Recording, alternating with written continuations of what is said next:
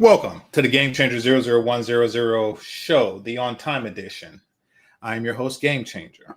And apparently, a woman that I never heard of, an African woman, has become the latest victim of the sisterhood. I mean, really, when you think about it, all women, Black women, are victims of the sisterhood, some way, some shape, some form. Even if you're not in the sisterhood, what the sisterhood is doing is it's making it very difficult or impossible for an unaffiliated woman to actually get anywhere because of its existence. It's diminishing the reputation of the women, and basically, they're not able to win as a collective. And if you're born part of this collective, then it is an unfortunate thing.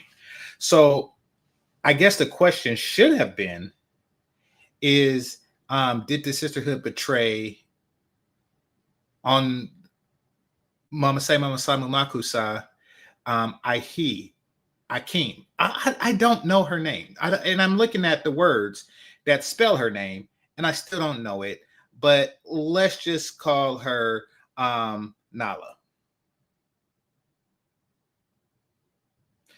Did the sisterhood betray Nala? And of course they did. That's pretty much what they do.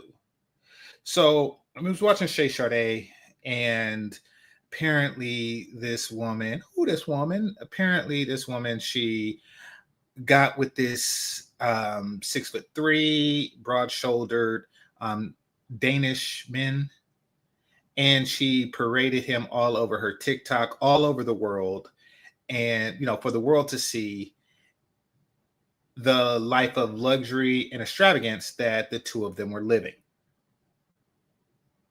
Now, apparently for the last 3 years, Black American women were just like, yay! And then all of a sudden, it turns out that he was scamming her, at least according to her.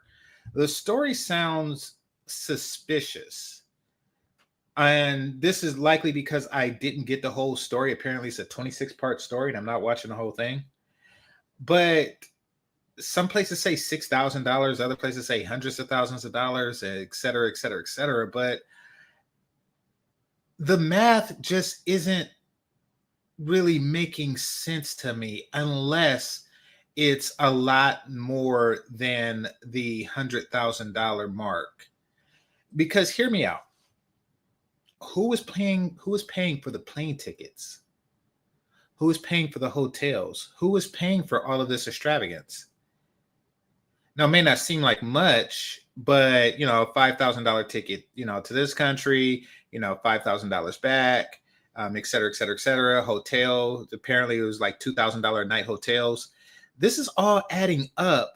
And over a 3-year period, it seems like it's exceeding the 100K mark, a lot. So let's just say what she's saying is true. I always like to get two sides of a story, but let's just say what she's saying is true. And he did borrow and never return hundreds of thousands of dollars from her friends and family. Let's say that that's true, right? And then let's say that in doing so, he invested hundreds of thousands of dollars in maintaining a lifestyle for this woman. It almost seems like this is some money back stuff. I mean, correct me if I'm wrong. Typically, scammers invest very little and they receive a lot. It's like, okay, I'm going to pay this Nigerian woman, I don't know, $10 to take some pictures from you, and then, in her underwear. And then I'm going to go online and pretend to be this woman and scam some horny Americans out of their money. It seems like that is how the investment works. But this doesn't seem like that. You would have to have a guy who has hundreds of thousands of dollars, spends hundreds of thousands of dollars just to get hundreds of thousands of dollars back. It's not adding up. Something I don't I so the first thing that comes to my mind to make this make sense is that in addition to the money that he borrowed from friends and family members, in addition to that, there's also money that was excuse me. There's also money that was that she spent, like that was her money. Like she bought the plane tickets. She made sure that he flew first class everywhere they went. He made sure that they flew first class, or she made sure that they flew first class. So, which means that not only is she out the money that he scammed her friends and family and her out of. Not only is she out that money, she's also out of the money to support his lifestyle for the past 3 years. She's out. Now, here's where the betrayal comes into place. Hit that like button. Here's where betrayal comes into place.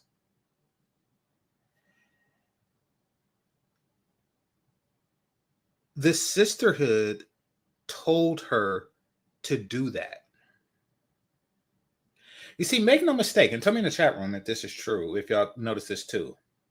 Y'all ever were out to a restaurant or something and you would see like an interracial couple, one where the female is significantly more pretty than the man is handsome, and it's typically a black woman and white man relationship that do this, where you see them out there at a nice restaurant, they're whining and dining and stuff like that, and on the surface it looks like, okay, this is probably like a traditional submissive woman, and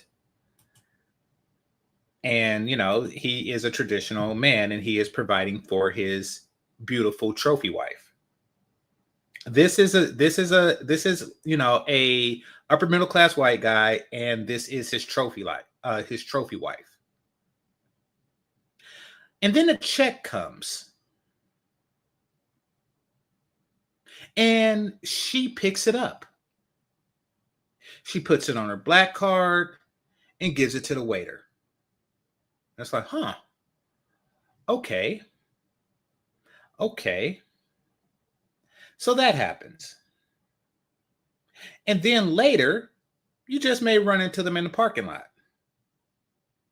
And you see a nice automobile pull up. And she drives it. Like, okay. So apparently, not only is she the prettier one in the relationship, she is also the breadwinner in the relationship. Now, you would think, what does she have to gain from this relationship? He has everything to gain. What does she have to gain? She has to gain the optics. Hit the like button. The optics. Optics is extremely important. It is extraordinarily important to women. I can't stress that enough. Women live in illusion. And I mean, I guess anyone can live in illusion, right? But men, more often than women, filter the fantasy from reality, or the illusion from reality. Okay. For example, Cypher on The Matrix. He was like, I know this steak isn't real, but it's delicious. He enjoyed the steak. That is him embracing that I can enjoy an illusion. It's kind of like a man who is okay with a woman having prosthetic body parts, fake breasts or something like that. It's like, yes, I know it's fake, but I enjoy them anyway. Women, on the other hand, have a propensity to know something, how can I say this? Say, let's just go with the breast analogy. Women actually believe that if no one knows that her breast is fake, then they're not fake. If no one knows that her hair is fake, then it's real. They actually internalize that. If they're the only ones that know a lie, then that lie is the truth. The illusion only shatters when someone else points it out. So let's go back to the dinner situation and the trophy wife illusion. Black women feel that if they can convince onlookers, friends, families, and strangers, that he is a breadwinner and that she is a kept woman, then that is her reality. She is a trophy wife. Hit the like button. I'm spitting knowledge here. She is a trophy wife, even though she bought her own trophy. It would be the equivalent to me buying a NBA championship ring and actually saying I am an NBA champion. Actually, I'll do you one better. I had this friend, taller, well-built, light-skinned dude, right? I never kicked it with him when he did it, but maybe as a 6'0", slightly above average physique guy, maybe I could get away with it. But he would go to, I forget the name of the place, but he would go to a place where not only Raiders went, but women who were groupies to Raiders, even though they never watched a football game a day in their life. He would go to these venues. At these venues, he would say, basically he was pretending to be a Raider.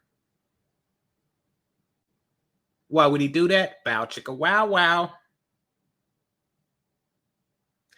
So the difference between his lie, I'm not saying men don't lie. The difference between his lie and the lies women tell is that they actually believe them themselves.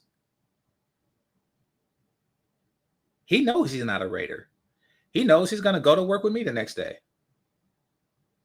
to a regular non-NFL job. He knows that. They will live in that lie indefinitely. And that's what a lot of these women are doing. That's what a lot of these women are doing. Now, where does the sisterhood come into play? The sisterhood encourages that lie. And you want to know why? Because it builds the lie of the sisterhood. And the lie of the sisterhood is that white men want and adore them more than anything, more than their own. And the evidence that we have to this is, and they'll point to relationships like hers, which is also an illusion. They could say, see, they like dark-skinned African women. You see, this is proof. This is proof. Now, she could fit the bill for any man. She's attractive enough to do so. She's attractive enough, and you really don't have to be attractive. She could just go and find some, villager with flies on his face, hose him down and put a suit on him and say, this is my sugar daddy. I'm his trophy. But she wanted to make the sisterhood happy. Once again, she is an influencer. She has an audience. She has people. She has eyes on her at all times, and she wants these eyes. So she wants the sisterhood's eyes. Nobody else really cares. Nobody, I mean, how many relationship lifestyle things are they? They gravitate people know, black women know that the ones with white men, black women get more views. So if they're going to do this relationship, then you might as well do it with a white guy. Get more views that way.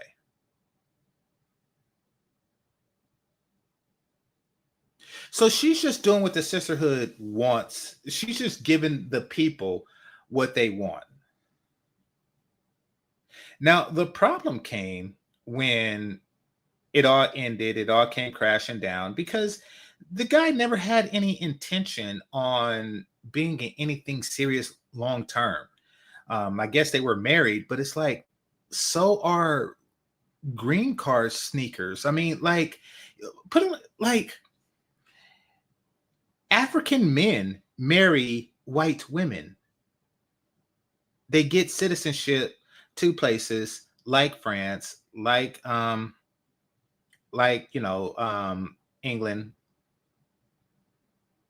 and maybe even Germany. I don't know. I know a lot of European women's go to African countries to get some BBC that they seen on BBC. Hit the like button, and they get married. And these are young dudes, young sprites, above the curve, likely mentally speaking, and they become doctors, and then they divorce and bring in their girlfriend that was waiting back in the home country.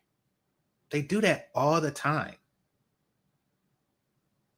Men marry for reasons like that all the time. It's a temporary arrangement. It's like, okay, I'm going to do this to get what I want out of the situation.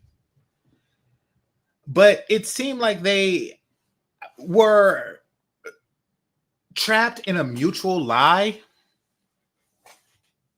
that they didn't want to admit out loud, but they both knew. They both knew what was going on. Like, okay, we both know the deal. Like, you get the prestige of my whiteness, and you get the attention that comes from having the appearance of an idyllic interracial relationship. You get that, and I get provisions and a lifestyle temporarily. It was quid pro quo. Did she do anything wrong per se? I wouldn't say that. I wouldn't say that. I mean, but nor did he. It was an arrangement. Listen, I mean, for those of you who say, "Oh, GC, how can you not say that neither of them did anything wrong?" I'm talking about up to the point I'm talking. Like the marriage and everything. But even afterwards, they did very little wrong. And to understand where I'm coming from, you gotta take in this scenario. This is a real life scenario. In fact, I'll look it up. I think it's China. Years ago, they were hiring white men to go to business affairs and be white. And I'm not making that up. It sounds like a very strange thing, but China is a very strange place. I should say foreign. So what they would do is, and trust me, the advertisements was here, and I don't know if they still are. The advertisements were here in the US. You will see somewhere saying, we're hiring white men. We're hiring white men to, basically just cosplay as businessmen. So if you're some Cletus dude who's making minimum wage at the recycle plant, and you get this advertisement, and you're like, okay, I'm gonna shave, I'm gonna put on a suit, and I am going to go to this event in China, all expense paid, et cetera, et cetera, et cetera, and I'm just going to stand around and look like I belong there. Now, the thinking, and I don't know how effective it was, of the Chinaman was that when investors come to this event, it's going to look like, oh, they have white American investors investing in this company. Let me invest too. Here you go. Here's $1 billion yuan, or whatever funny money they use. I think it's yuan. Here's $1 billion yuan. You look like you have a up and coming business. In that scenario, everybody wins but the investors. Excuse me. It's an illusion.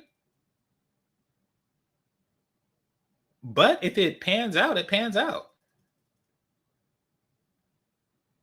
Be the equivalent to somebody paying me and saying, hey,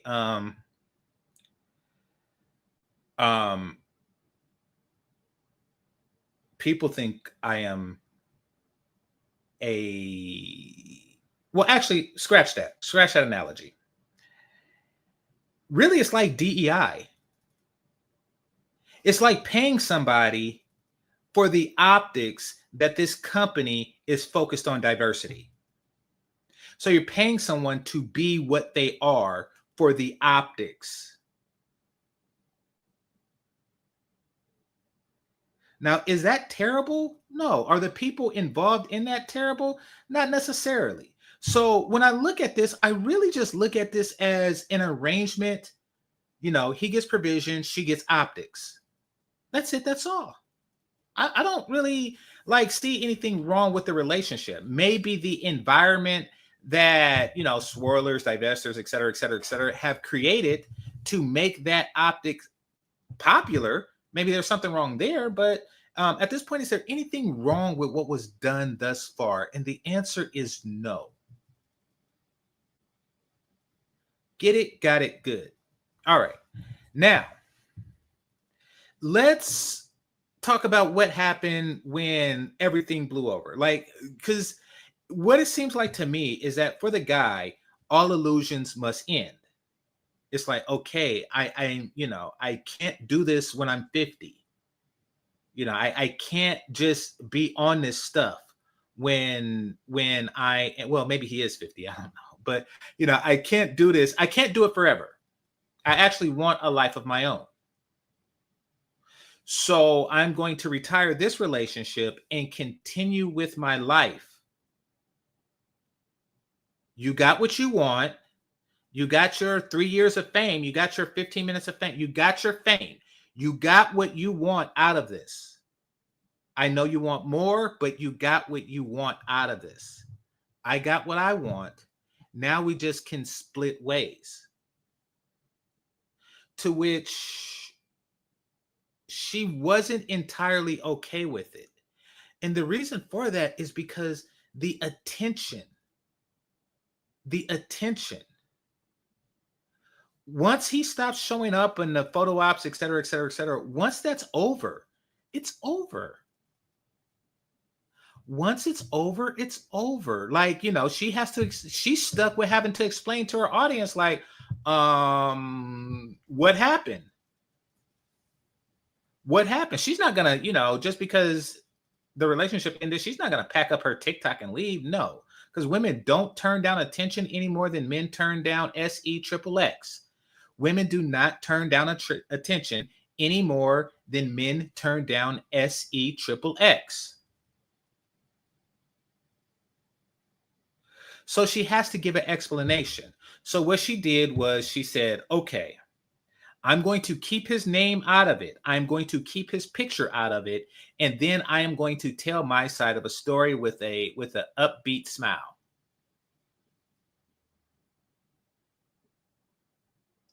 And because she has to do two things. She has to, alert her audience that the relationship has ended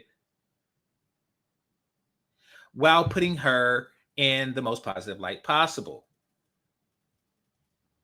even though she is a perpetrator of an illusion that he participated in. Now, she has to also do this without provoking him to come up and say, listen, We were lying. She was paying me. She was paying me in order to do this. She was paying me to this whole thing. I didn't scam anybody. That was just my paycheck. When she ran out of money of her own, she borrowed it from the family, to keep the illusion going. But rest assured, I am a paid actor slash gigolo. Rest assured. I didn't tell her that I was a prince. She told, or that I was related to the royal family. She told y'all that. I didn't tell her that I was an Olympian. She told y'all that. And I went along with the lie. I played. I am just like those white dudes that pretend to be businessmen at these Chinese functions. It's an act. They are acting. I remember when Trump first ran, a white dude paid a bunch of black dudes to vandalize a car with a Trump bumper sticker in a black neighborhood. And this was just to create the optics of black violence, anti-Trump, blah, blah, blah. But they were paid actors. The last thing you want is to see somebody. Is to see the person that you paid to do this. The last thing she wants is for him to tell his side of the story. So she's like, yes, well, I want to warn women about this man whose picture or name I'm not warning you of. But, there's a guy out there who's scamming. He looks like white and his name is a Danish name. Hit the like button. So this is just to create awareness. So that part, because she's throwing him under the bus. And I'm going to play some of Shay Shardae's video on this because it's just so interesting to watch how things roll out in this way, because the sisterhood went against her. Not surprising that they went against her. It is a little bit surprising that that she's surprised.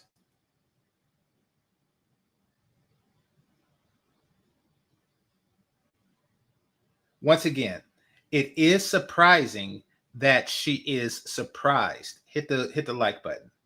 And that's because from her point of view, she did everything that the sisterhood wanted.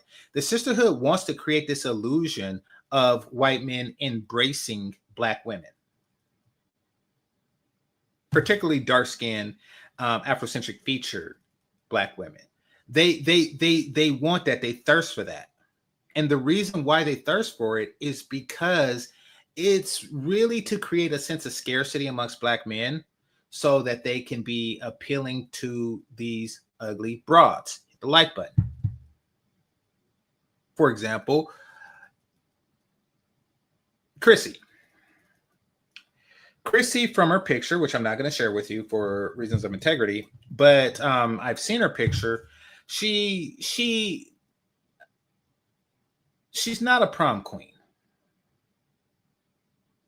She's not a prom queen, and she never was. In fact, if she just so happened to have went to 100 different high schools, none of which would make her queen. So it's very unlikely that the prom king would date her unless she convinced the women who are actually prom queens to go out with somebody else. She's come to the conclusion that black men will only mess with her if they have no other choice. That's the conglomerate of these swirler divestors. That is the majority. It's a bunch of not so pretty women convincing pretty women to not compete with them. I'm going to repeat that. It's a bunch of not so pretty women convincing pretty women not to compete with them. Forcing men to accept what's left over. Diabolical when you think about it. I blame the pretty women for being that stupid. You should never listen to an ugly broad. I was telling Shay Sade this about fat chicks. You should never listen to an ugly broad. Like, and white women don't do that because white women's they were taught not to do so at a very young age. Never trust an ugly broad. That's the premise behind Cinderella, or Cinderella too. The stepsisters weren't that hot, and neither was the stepmother. So what they did was they locked up Cinderella's beauty in a cellar. But there's Snow White. Basically every fairy tale. It's pretty much the same story. A woman who used to be the fairest of them all, but then she hit the wall. Ooh, that rhyme. That rhyme. There's a song in there. You used to be the fairest of them all, and you hit the wall. Now, yeah. I'm gonna come with a song with that pretty soon. Anyway, she used to be the fairest of them all. Now she hit the wall, and now she's out poisoning the new chick. She's out poisoning the new chick. Like Cinderella, why would you take an apple from a... That is how the sisterhood work. The more attractive women who are members of the sisterhood, they like, yeah, she's ugly, but she's black too. So I'm going to listen to my sister. And they wind up like, what's her name? Tia Mowry. They wind up like Tia Mowry. Oh, the sisterhood is on some black men ain't ish. So I'm going to get on that too. And I'm going to graduate into divorce because the women in the sisterhood are divorced. They're ugly. Or they're not even divorced. They're just single. Like, they're ugly. Why? You took the advice of these ugly broads and you lost. You lost. You L-O-S-T. L-O-S-T. You lost. Last I checked, you was pretending that some rainbow dude is your dude with a hand on your neck. You lost. You lost. The sisterhood, and what's the sisterhood doing right now? They in your ex's DMs. Yeah, you shouldn't be messing with them light-skinned girls. You need to holler at me. That's what they doing. But you're stupid. I'm going to move past that. This is another woman who listened to the sisterhood.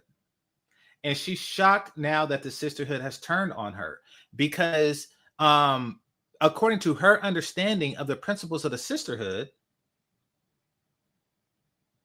you're supposed to champion when a woman gets a divorce.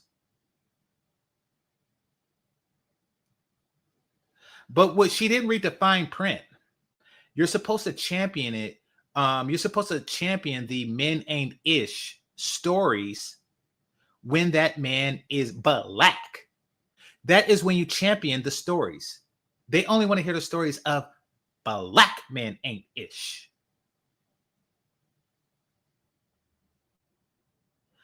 So, because you broke the rules and you shattered their illusion, these women be banking on stories like yours, and they hate more than anything for stories like this to come out and fuel the fires of Shay Sade and Only Logic. They hate for women to do that. They like you blowing up the spot. You are messing with the illusion. So they came at her and they were hostile. They were hostile. And poor Nyla, by the way, I know her name isn't Nyla, but it's the African name I can think of. And I don't know how to say the words that make up her name. So I'm just going to say Nyla. And yeah.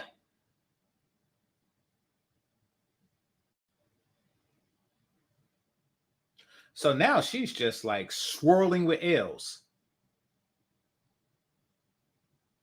All right. So we're going to get into the lovely Shay Sade. Oh, and by the way, and this is what I'm talking about. Oh, actually,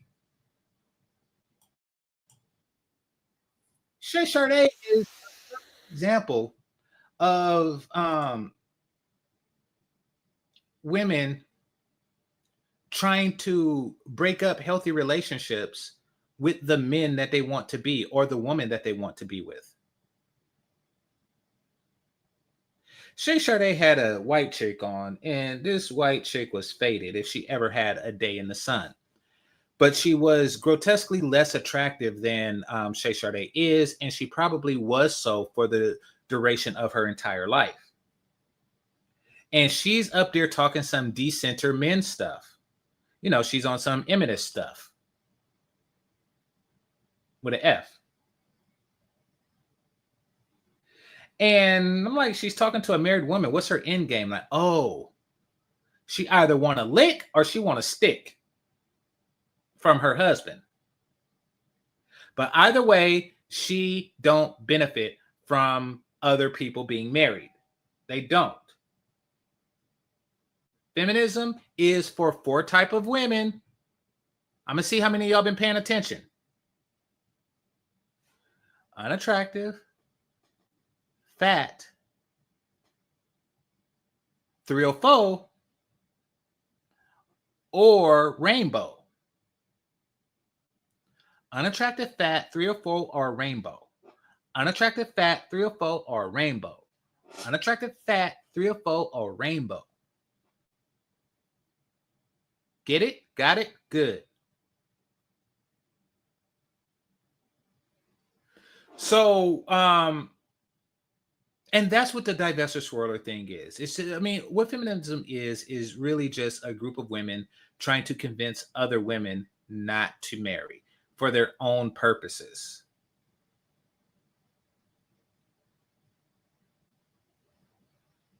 They're trying to corrupt the marketplace to their favor. It's always them trying to corrupt more attractive women. Get it? Got it? Good. Okay.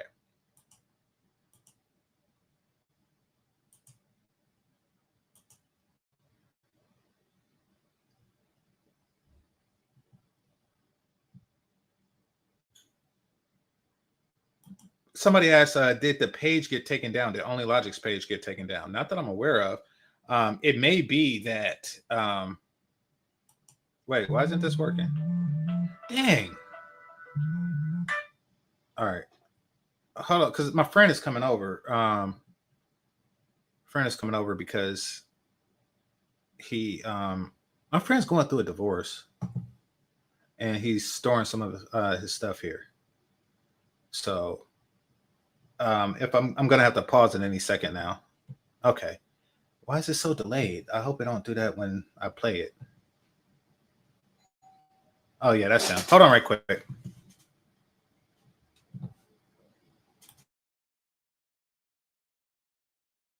I've been seeing are coming from Black women, and that's actually really surprising to me because I thought we were here to protect each other and lift each other's voices. So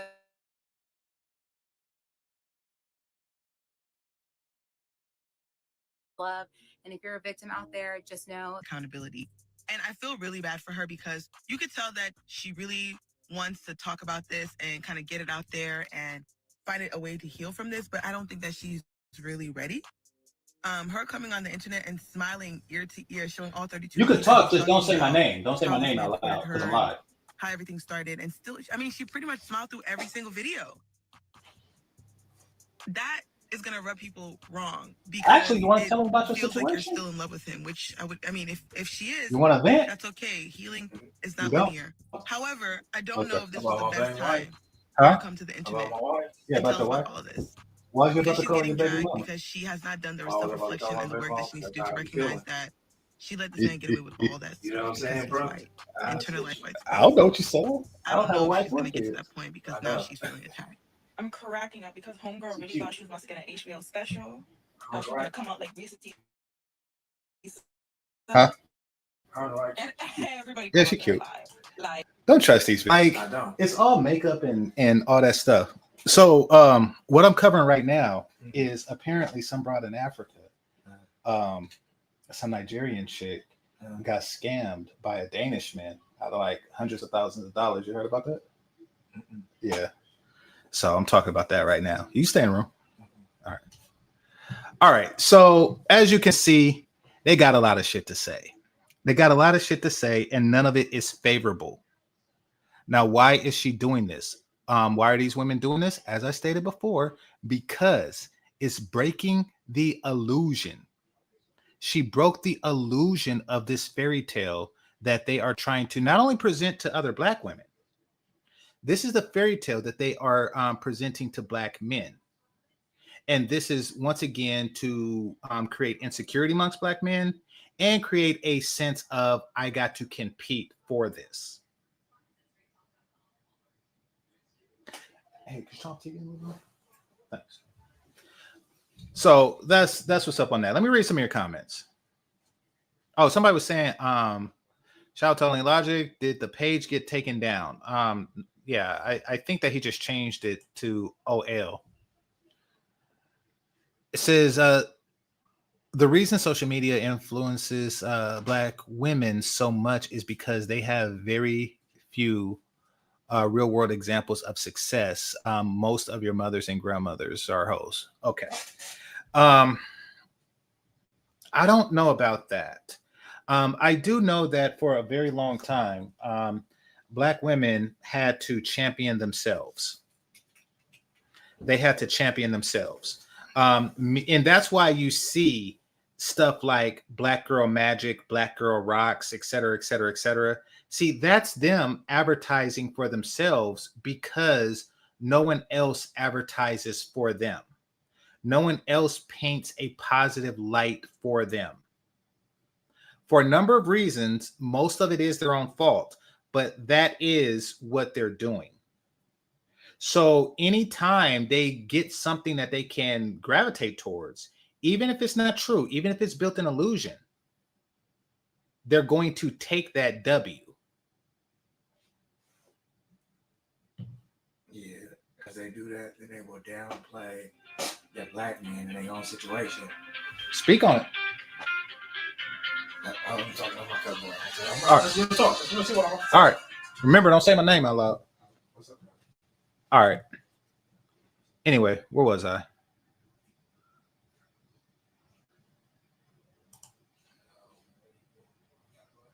Okay. Let's see. They want to advertise themselves as a way to say they're better than Black men. Well, when you think about it, whenever they say something like most educated, that's only relative to Black men. They're not the most educated. But in the Black community, they have the largest man-woman gap. Really, all women, all groups of women can say that they're more educated than their men. You know, like right now for white people, you know, it's like 55-45. And I guess for Blacks, it's like 60-40. But white women could just walk around saying we're the most educated in the white community, et cetera, et cetera, et cetera. They could do that, but they don't because they don't need internal advertisement, especially at the expense of their own men. They're smart enough not to do that. But because they're so desperate for W's, and really what this comes down to is they are trying to wash away the stigma of Keisha while still preserving the ability to be Keisha. So because they're doing that, they're going to say, oh no, we're educated. We're not, forget about the stereotype that we have been carefully and deliberately crafting for the last 50 years. I want you to ignore that. And I want y'all to look at this educated, accomplished beings that make less than every other gender race dynamic in the country. I want you to ignore that. And I want you to look at the positive. They've been doing this for quite some time. The world sees past it. And yeah, they just found themselves in this situation. Excuse my comments. I was trolling. Oh, you're talking to somebody else. Okay. But they don't though. They probably have the lowest gap. No, they have the highest gap between men and women. The education gap is only around 7%. So if for them it's 8%, they're going to champion it. They are clever at making stuff look like more or better than what it is. Technically, Black men are the most educated in the community because we graduated more per enrollment. Well, okay. I mean, I'm not really going to get into, the statistic itself. I'm just getting into, because we're talking about illusions here. We're talking about illusions. They are creating illusions because they're not really magic.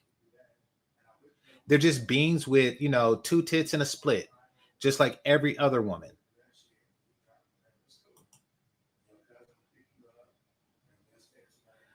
No, I like this one. Black women constantly take the victim or victor mentality. This is true. This is true. And the world can't stand it. That's another reason why Kamala Harris lost.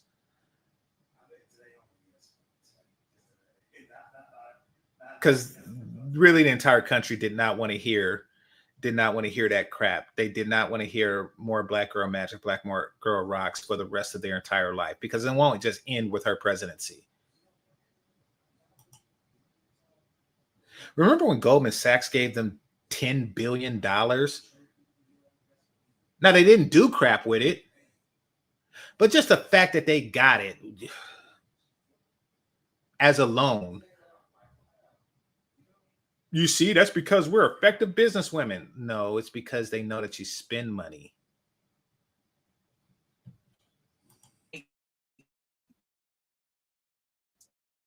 Girl, you're not gonna try to scam us like how the Danish man scammed you. The people of TikTok are not as gullible as you. I don't find it funny that she's been smiling from ear to ear the entire 25 parts. Do you guys also know that she's been on 3 of the reality TV shows? Failed at it, and she's just trying to get her next big break. I believe the story is true, absolutely, but there's a lot of fake and missing parts. And yeah, Onyeka, bye girl.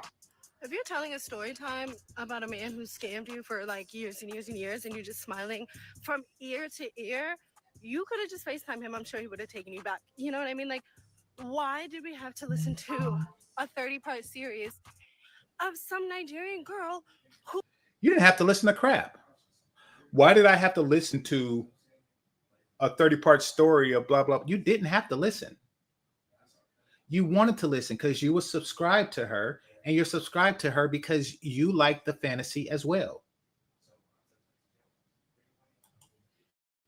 literally elevates whiteness.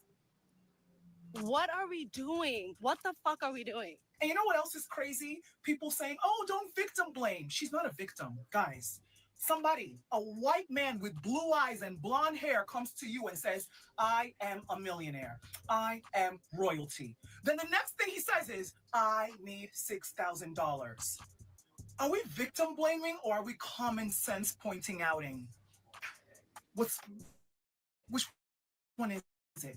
Like, I feel like the internet loves to do all these, like, what they're trying to do is they're trying to repaint the narrative. And that is, you know, because before the narrative was swirling works, just be white. If he's white, he's right. But now they're saying, oh no, you got to have some common sense with it. Betrayal. She is planning that wig. Like internet-y things like, oh, you don't understand. If somebody comes to me and says, I am rich, then 2 days later comes back and says, I need $6,000. I know this is a scheme set up by Todd. Hello? My mind you, this girl, she wasn't even like in her early 20s. If she was like in her late teens, early 20s, I could understand. Homegirl's in her late 30s. You work in real estate, which means you verify people's funds before. It's not the scam that you're talking about. It's not him scamming her. It's both of them scamming you. Listen, okay, here's an example of how you say something without saying something. Say you get pulled over by a police officer and you recognize this police officer. And, you know, you say, hey, I know that you're trying to link up with my wife's sister. I'm not saying that if you don't give me a ticket, I'll put in a good word for you. I'm not saying that at all. But, you know, it'd be nice to not have a ticket, and that'll make you a great guy, and she would know what a great guy you are. No, that's not like directly accepting a bribe. But,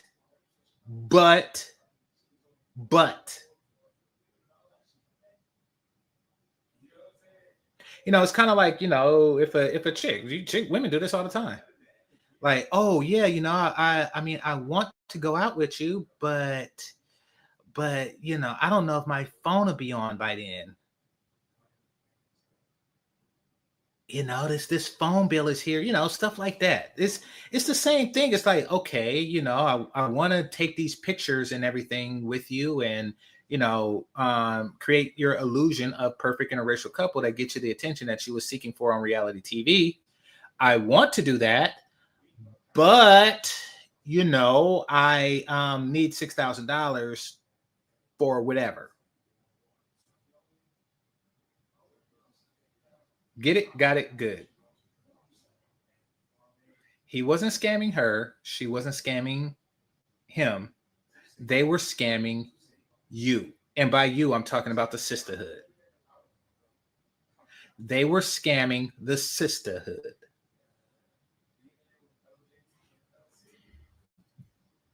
They let them buy houses.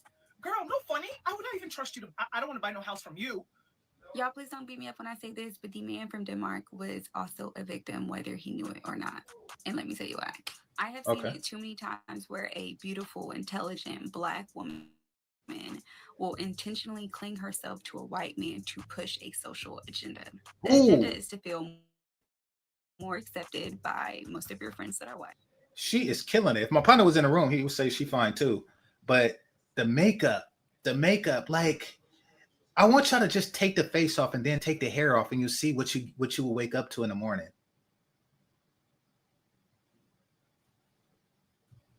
But she killing it, and what she's saying, she is killing it. The agenda is to feel accepted by your white coworkers when you are navigating the corporate space, and it is to have more of a seamless check-in. You're walking. Now that's part of it. That's part of it. They are scamming the hotels and everybody else in white society because, you know, that is their ticket. But basically, you know, the white dude is a get out of Keisha image card. So they're scamming the white people who fall for that, but they're also scamming the sisterhood who wants to see that. She's getting it from everywhere. There's all these benefits that come with the IR relationship. Like, okay, I'm gonna tell you a story. And this was years ago. So, so I don't think anybody be harmed with this. There was a girl, she was a freshman in college, and she was married. She was married, but she had a boyfriend. And I'm like, wait, what's really going on? Right. And she told me, this is a white chick. She told me that she married her friend who went to the military so he can get military housing, and in return she gets her own income bracket. So here's how it works. At that age, on your freshman year, your financial aid qualifications really, and I didn't notice until I talked to her, is depending on how much your parents made last year. So if your parents were, some big ballers, then you ain't getting no financial aid, even if they choose to not use their money to aid you. However, if you're married, you're emancipated, and then it goes off of how much you and your husband made, and which at that age would be significantly lower. And you get all the goodies that come with financial aid and all that. So she gets the college goodies, he gets the military goodies, and they both are living off of this illusion. It's a mutual beneficial scam that all benefits from, except, of course, the U.S. government, both through the student loan program and through the not GI Bill, but through the family housing program through the military. So yeah, she's not just scamming white people. This is an all around scam. And a white woman openly saying that, I want to marry a black man so we can have beautiful mixed babies with curly hair. And ultimately, it's a fetish, and that person is being used. You cannot convince. Is it just me, or did this light skinned woman just say, who's possibly beautiful? Did she just say, black women get with white men so they could scam him out of making me? Did she just say beautiful light skinned women with curly hair? Did this woman with curly hair or wig say that she was a sperm jack baby? A seamless check-in when you're walking into the hotel lobby because you are on the arm of a white man. It is no different from when a white woman openly saying that, Okay. Listen, there's using going on here, but I do think that it is mutual use. It is mutual use. It's like, hey, black man, do you want some of this gold-plated vajayjay? Why, sure. Well, that's good because I want some of your buck sperm. Now, would I take that deal? Of course not. But there are those who do, and it's a mutually used thing. It's mutually a useless. Someone is healthy and secure and will stay with a man after she goes on a date with him. She blacks out. She wakes up in a pool of blood and urine, and he tells her that it's water. And she smells herself and she realizes he's lying. It's actually urine. But what was her reaction? Her reaction was like, oh my God, this is so embarrassing. I've been on a date with this guy and I smell. That's not the reaction of a healthy person. So this Danish deception situation has been all over my For You A healthy person wouldn't tell the story at all. page, and my interest was officially piqued. So I decided to go to this girl's profile and see what was going on. Number one, I saw that there's over 20 parts to the story, and there is no way in hell that I am watching all of that. But number two, and more importantly, / alarmingly, I saw that this girl is Nigerian.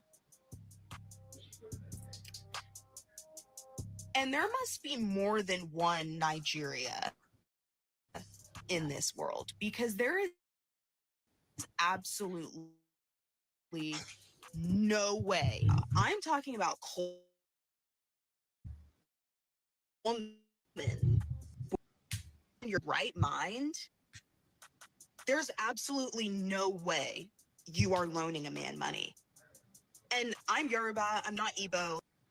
No, it wasn't alone.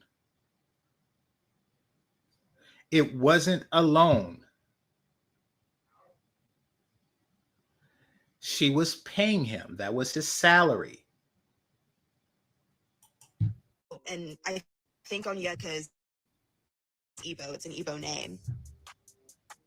But she needs to answer for this. And in fact, her parents need to answer for this. I am 25 years old. My parents would genuinely slap me upside the head if they found out I had done this. I would be cut out of the will. I would be cut out of the family. Culturally, the thought of a woman sending money to a man that's not even her husband, that she hasn't even known for any significant amount of time, makes absolutely no sense from a Nigerian culture perspective. But the real deception is her getting on the internet and deceiving all of us, because there's no way we'll do anything for a man, including loaning him thousands of dollars. Your friends and family know you be on that type of stuff.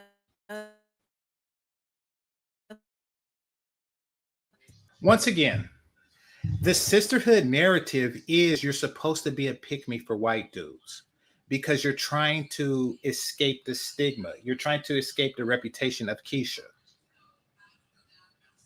You see, the narrative isn't that they're trying to push this whole, white men like Keisha.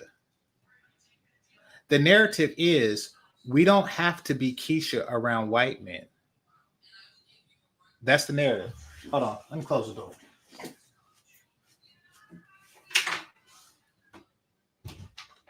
That's the narrative.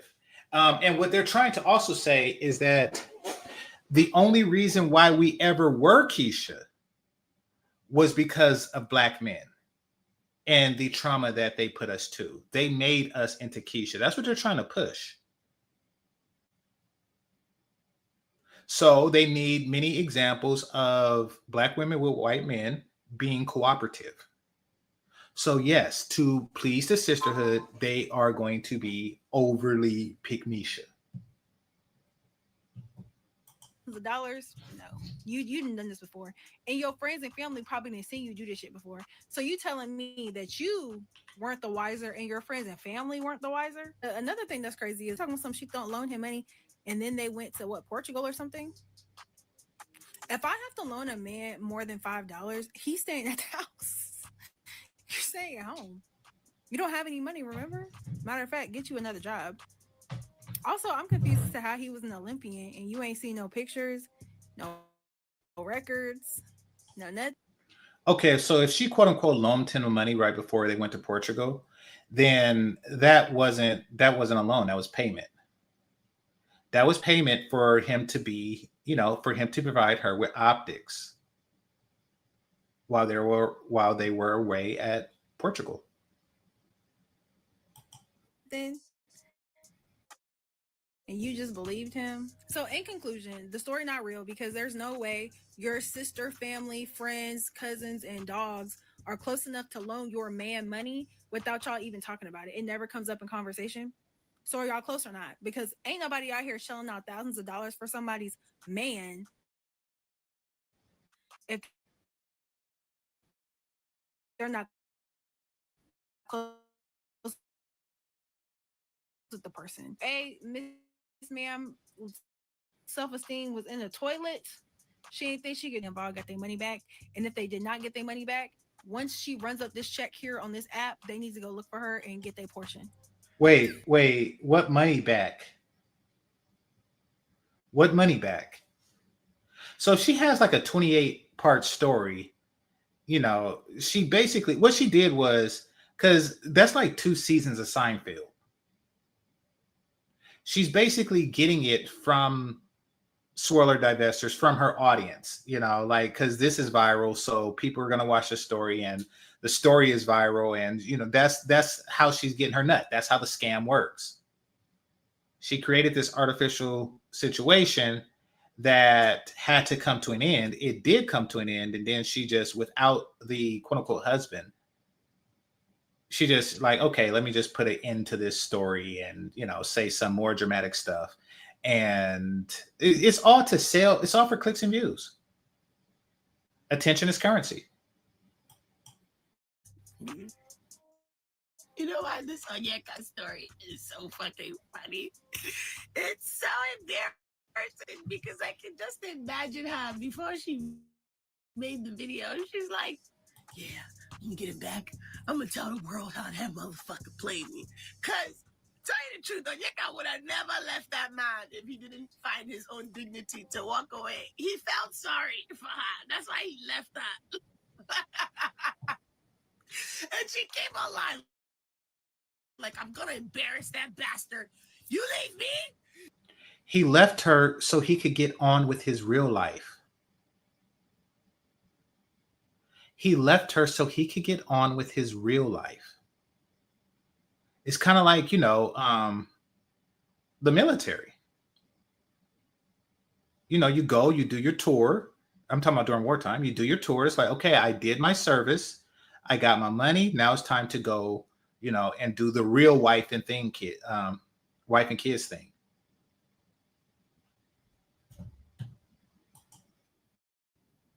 You're gonna leave me?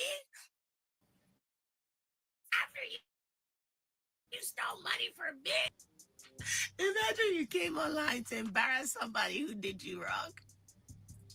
And now you're embarrassed because, well, he did you right. Oh, God, it's so... Yeah, so they're obviously just choosing to side against her because she swirled wrong. She's fucking pissed. If that man never left her, she will still... What is it with these broads and bonnets? They do it because we don't like it. They do it because it provokes us. Hit the like button. Be there. She'll be there. She'll be doing TikTok on to do. She would have posted the wedding. Even if that man was still taking money from her, still taking money from her, still taking want to leave her. Like, do you know what it means for a man to scam you and all your family members almost like $500,000? Go on free trips on your expense, make you quit your job, ruin your whole... Okay, so now we're getting somewhere. So free trips on your expense, which means that she was paying. She was paying for the trips and yeah.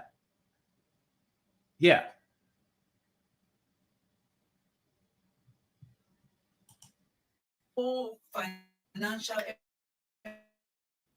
everything.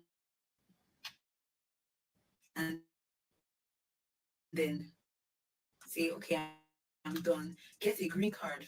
Just don't forget that. Okay, here's the thing. Somebody says, escape the Keisha image. GC, by the way, this episode, this escape the Keisha image tactic is extremely old. Goes back to the early 90s with Jet Magazine. Okay. I'm not sure if Keisha was around. So if she was, then yeah, they were much more successful at escaping the Keisha image. But you see, the reason why it's not really effective now is because there's this mass media engine that I'm a part of. So it's difficult to keep any secret right now. And I'll give an example of this. Right out of high school, I thought I was getting like a desk job, like immediately out of high school, right? Because I had the grades, I had the credentials and stuff. So had the nerd swag. And I'm like, all right, I get to quit Burger King and I get to work here. So actually, it was two places that did this. But let's just go with the first one. So I asked them during the thing, because there's a lot of people there.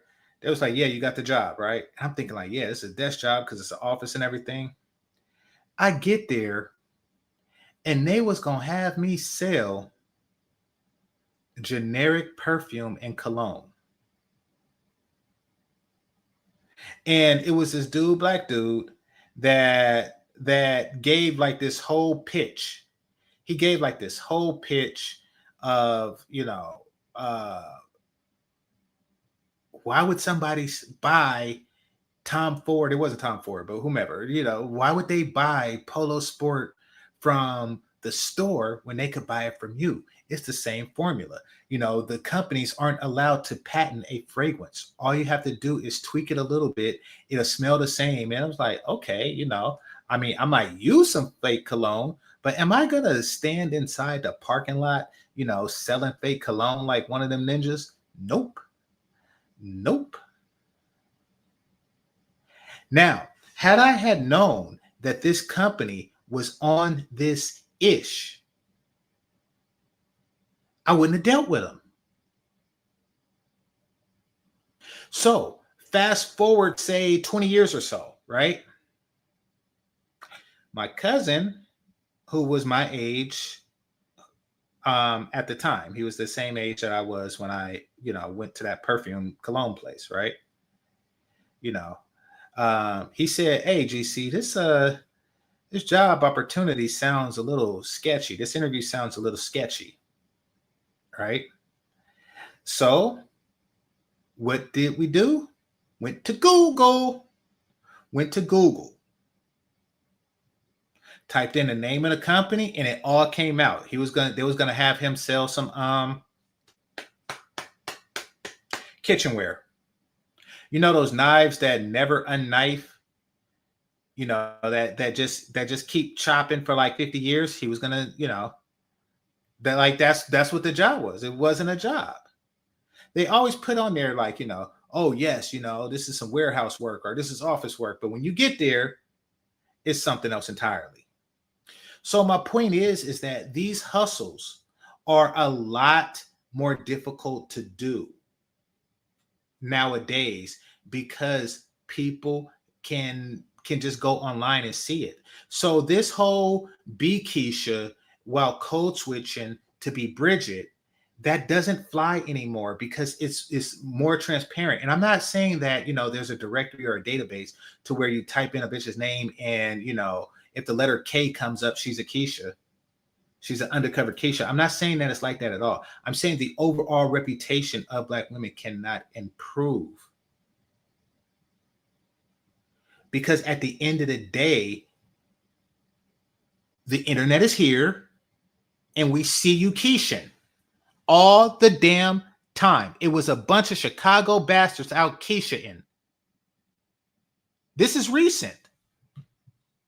Well, they're supposed to ignore that and then, but pay attention to, I don't know, your false graduation rate or some crap like that. Like, look at me and how articulate I speak.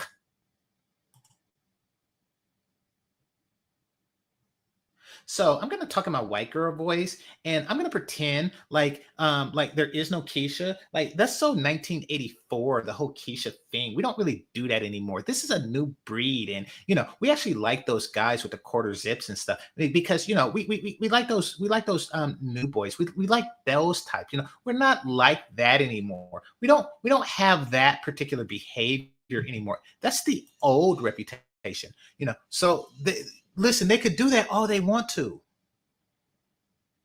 As long as they either are being Keisha on their off time or maintaining the reputation of Keisha or defending the actions of Keisha, these are going to be the results. The society is going to associate you with that.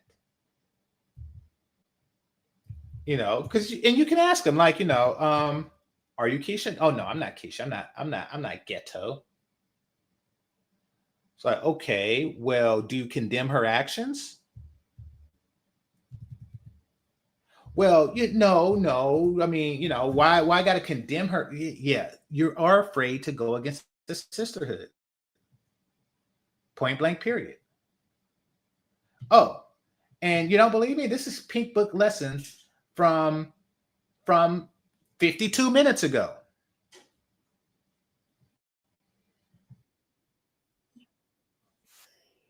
Let's see. Hey, what's up? I'm talking about how Black women try to hide the negative aspects of their reputation while at the same time continuing to do the shit that earns them their reputation. So take a look at this. This is from 52 minutes ago. I haven't seen it, but I know it's some ratchet shit.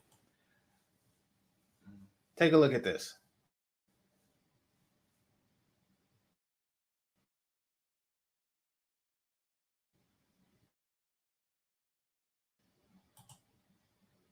Went out for dates, friends, giving or whatever, right? You know, everybody's doing friends giving. It's almost Thanksgiving. They just really give. So African American girls, they a little bit over to the white. They fight. I'm talking about them girls. I don't know what they was fighting about. They done broke the fight.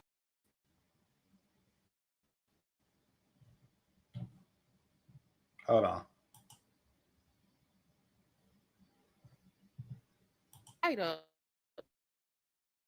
Then they get the girls gone out this or whatever.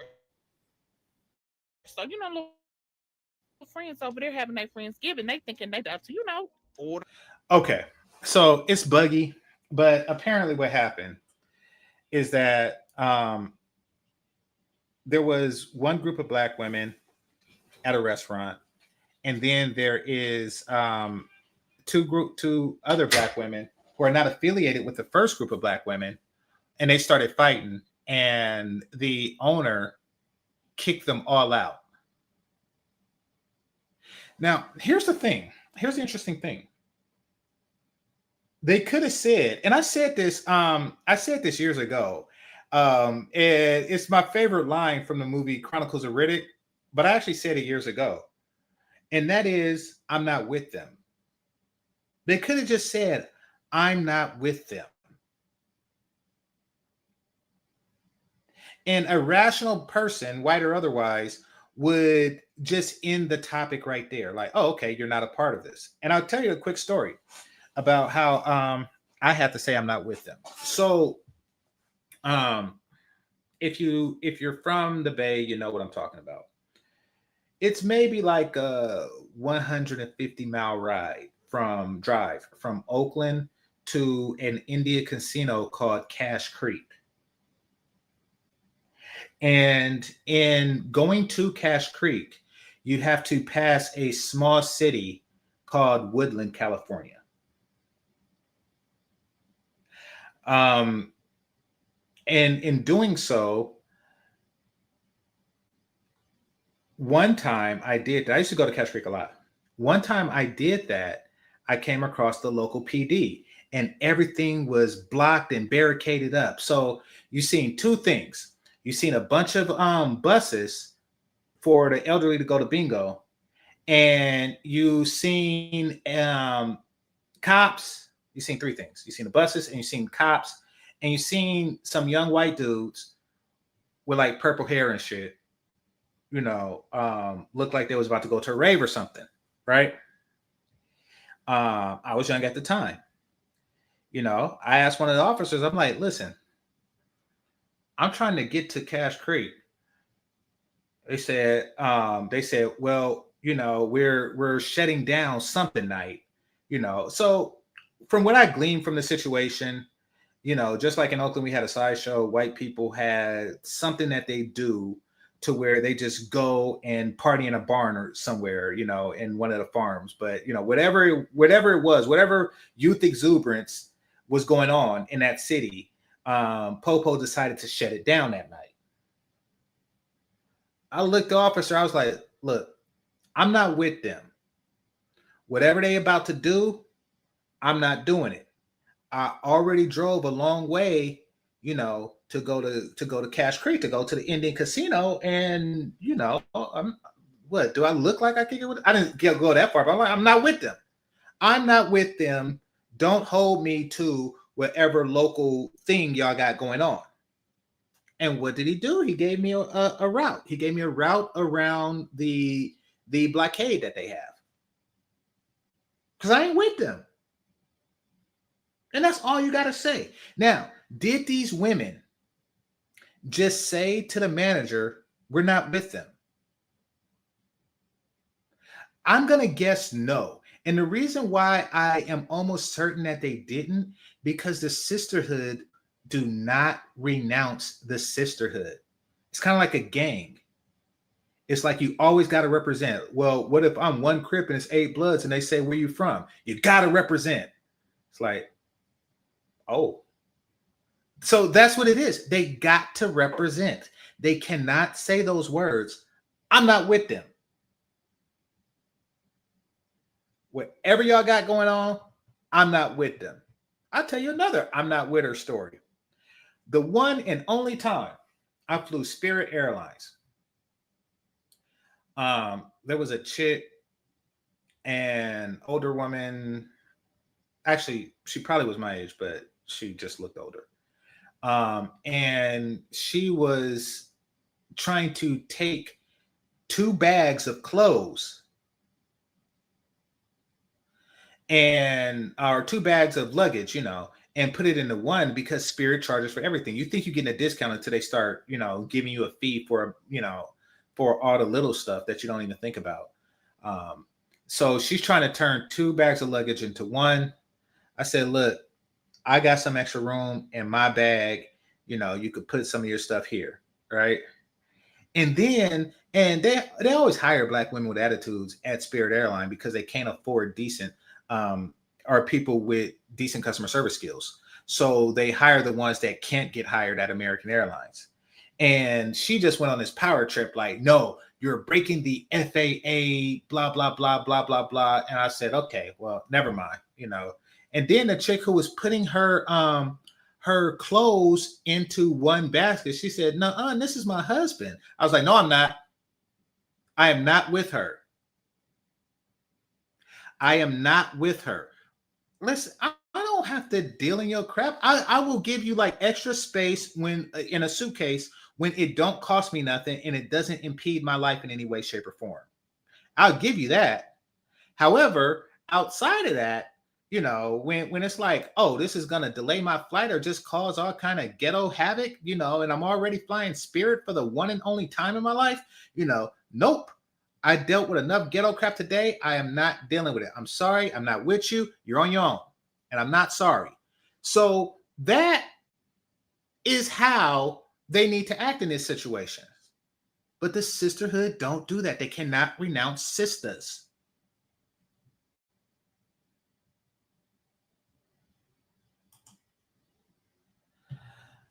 I'm told they were told to leave because they start arguing with the staff about how they handle okay. Well, like I said, I haven't seen this. Let's see some more. But once again, it still would be resolved with, I ain't with those chicks. You think when I was at Spirit, you think I argued with you're handling this woman poorly and blah, blah, blah. No, I ain't with this, bro. She said I'm her husband. Bitch! Now I gotta say it like short. Bitch!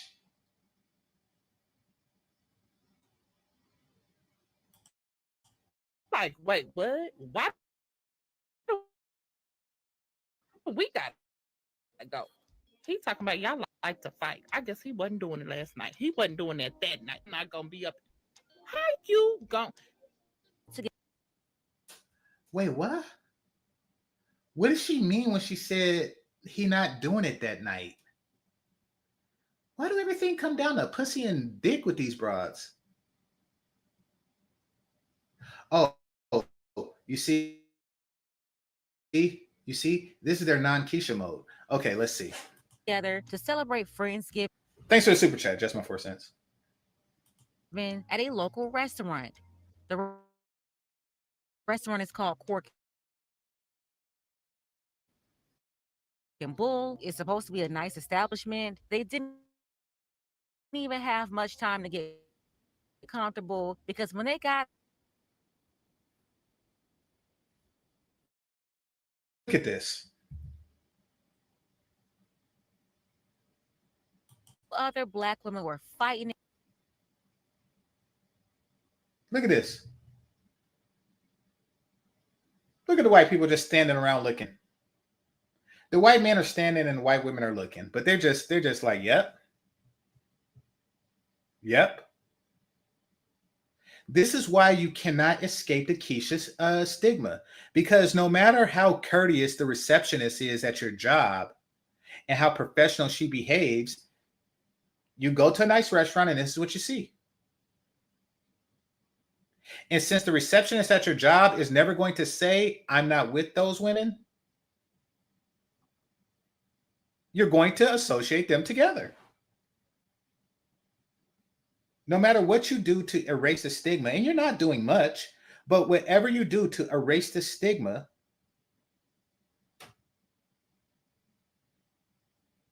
it gets worse when this happens. And it happens all the time.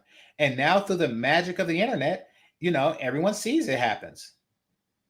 He's not going to go home and say that this is a one-off. He's going to be like, yep, just like I seen online. I am a man. I came here with my wife. Because, like white women have husbands and white men have wives, no offense, Steve. But yeah. Came to a restaurant with my wife and I see a bunch of, not only do I see like two single women who are fighting, I see a bunch of black women with empty pussies sitting alone. Oh, and by the way, where the white men at? Where the white man at? That's just so eager to get at these sisters. Just saying. Hit the like button. In the restaurant, right in front of their table and other tables as well. After the women stopped fighting and fled the restaurant, the manager came over to the other group of black women. And by the way, nobody else. And the reason management gave them was because, quote, y'all like to fight. Look at how old this bitch is.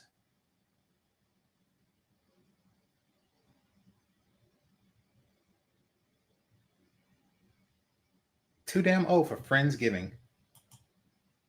Remember, this is not the same group. They straight up embarrassed 9 women that had nothing to do with the fight and didn't know the other group at all. Now, you have a lot of people trying to defend the. Well, before we go too deep in the story. That is a good point. Like, not only are the seats empty, it got water. The seats are pulled out, and there's a box here. Take a look at Exhibit A. This right here is from the security footage from the restaurant, clearly showing. Okay, so they're not together. But those 2 seats must have been from the chicks who were away. Showing 2 different parties. Okay, so apparently this guy here is single and completely uninterested in any of the sisters here. It's like, something, I would rather eat alone than to speak to one of these chicks. Oh, they love us. They just think that we're loyal. Okay. The narrative that you're trying to paint for society. Oh no, that's a chick right there. She just blended in. Her face is blurred, so she looked like a coat. So never mind. All right, let me continue. Unrelated to each other, not even communicating with each other. They're so far apart. Obviously, you can see the 9 women, the large group, they all sat together. And then the 2 women fighting, they had another group, smaller table. None of these tables are connected whatsoever. They have nothing to do with each other. So let's go ahead and put that to rest, because sitting up here making up lies just to manufacture a narrative, that's not necessary. Yeah, so now that we got it out of the way, let's go ahead and move on with the story. But first, take a second to make sure you subscribe to the channel and click the notification bell for all updates. Shout out to everybody watching from Hampton Roads, Chesapeake, Norfolk, Virginia Beach, Newport News, Hampton. I don't know what those places are. If you're watching from VA, drop Virginia below in the comments. I'm not. Don't waste any time. Let's go ahead and get into it. Now, a place in Chesapeake known for fine dining was the backdrop for some rude behavior that got physical. These images of two women fighting from earlier this month are making the rounds on social media. But the story is a group of 9 other women who say they were kicked out of the restaurant in what they call an act of discrimination. Markeisha Jackson has the story you'll see only on 10. That fight happened inside of Cork and Bull Chop House. It's funny that they got the black reporter named Markeisha Jackson. Miss Jackson, if you're nasty. And I'm not, so I'm going to call her Markeisha. So, yeah, it's funny that they got her to cover it. Just saying. After things settled down, a group of other women who were not involved in the fight were told they had to leave the establishment, a statement they feel was made based on the color of their skin. What was supposed to be a night of fellowship for this group of women turned into a night of hurt, embarrassment, and pure humiliation. The 9 women had chosen to have a Friendsgiving dinner at Cork and Bull. We only had time to order our drinks, and a fight broke out between 2 African-American women that had nothing to do with us. Somebody break it up. And no, I'm not showing the fight here, but I'll leave the link below. The lady, a part of the uninvolved party of 9, I know she was telling somebody to break it up. And come on, do you really expect people to get in the middle of 2 Keishas fighting what's supposed to be a nice restaurant? Well, of course, nobody's volunteering to referee a fight. No, you're not going to break it up. I mean, especially a man. You're not going to break it up because, a hand slip and a tit pop, and next thing you know, you Me Too'd and you lose your job, and you got an essay on your record. Match when they're paying their money and put on their nice clothes to have a nice dinner. I see she and get her behind up to break up the fight. And no, I don't blame her, but why are you yelling for somebody else to break it up? I mean, you know exactly why nobody's breaking it up. It's the same reason why you sat there at the table and didn't break it up either. No shade, I'm just being honest. That's my observation. Nobody was about to get up to stop that fight. Just like you didn't get up from the table to stop it either. This is video of the altercation. The 9 women say it happened between.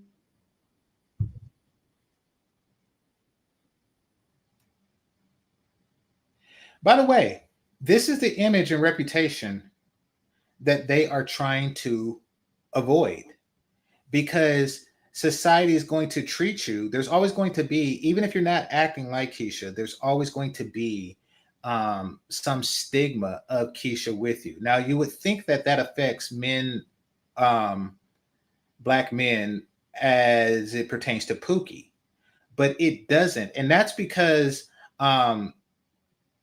both non-Pookie black men and Pookie black men don't try to emulate one another. Because Pookie is really peacocking for Keisha and non-Pookie black men aren't, we look completely different. Like Russell Simmons in Future looks completely different from one another. However, Keisha has always tried to look like Bridget. See, Pookie don't code switch. Some may argue if he can or can't. Because Keisha code switches all the damn time,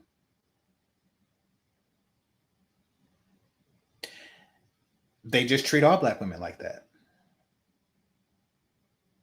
Unless, of course, she's with a white man. They're trying to say, like, listen, when you look at me, I don't want you to see Keisha. Nobody looks at me and see Pookie ever. You would have to be like a backwoods Mississippi, 3X drug drinking dude to just look at this nerd and say, oh yeah, he's probably some thug. You really must be out your damn mind to even come to that conclusion. So that's not the case with Keisha. and those who are trying to escape the stigma. How restaurant staff thought these 9 women who were still inside were somehow involved in the fight.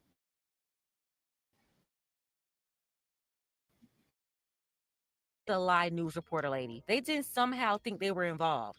Once again, Yeah, the sisterhood is so strong that they feel like they're all somehow connected. But no, really more than that. And this is going to be something that they don't want to hear. And perhaps you don't want to hear it either. The truth of the matter is that they just don't want you there. They just don't want you there. Most certainly, they don't want you there in large numbers. And when that happened, it gave them an excuse, the excuse that they wanted to kick you out. They do not want you there. I'm going to say this again. They do not want you there. One more time. They do not want you there. So, looking at it from their standpoint,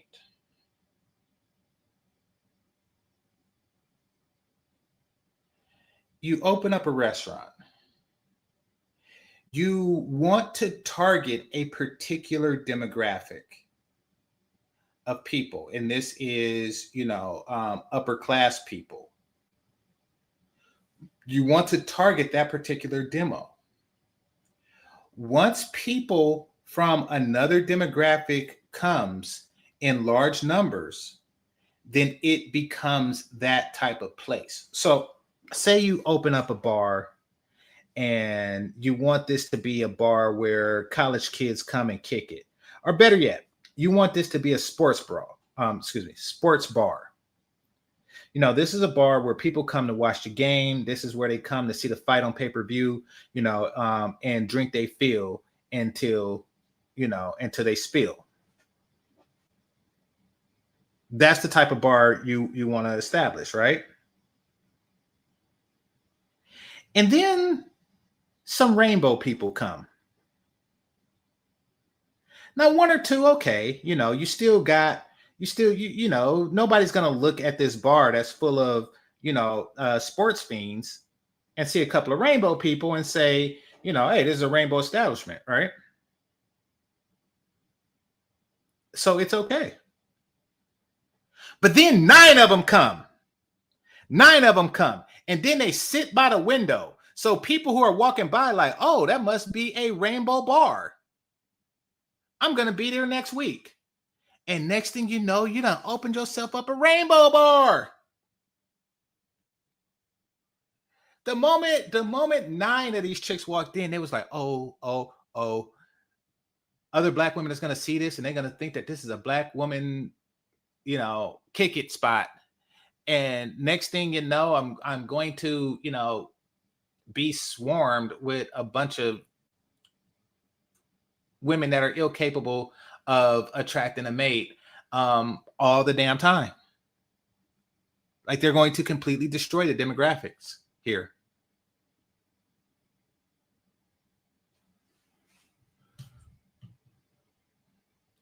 yeah, here's the security footage from that restaurant. They didn't somehow think they were involved. They knew they weren't related at all. And that right there is why the restaurant about to get their britches sewed off. So I asked why. And he responded saying, because you all like to fight. And they made us leave and get up in front of all the other patrons in the restaurant. We were really in like a negative spotlight at that moment, and it was all. Are you crying? Fat bitch. No hair, no tears. It happened months ago.